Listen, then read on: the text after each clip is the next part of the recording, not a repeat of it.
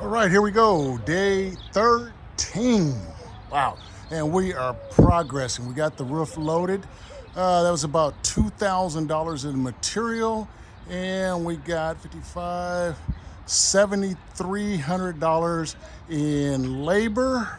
So again, day 13, that was the cost for the roof.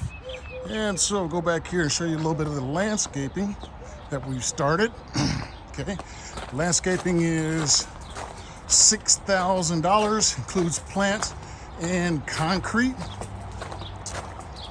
And we're grading off the dirt here to make it look better. You can see I painted the middle house and started painting some of the back. So it's coming along, coming along. Tomorrow I'll be painting that back house again, although it's freshly painted. I want to make it pop, so I'll go ahead and start painting that and the trim.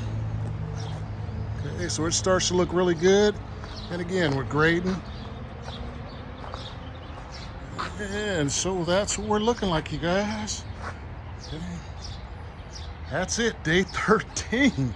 Coming along pretty good. Get with you guys tomorrow for another update, especially on the roof. Let's see, I can show you the back side of the roof that's going on.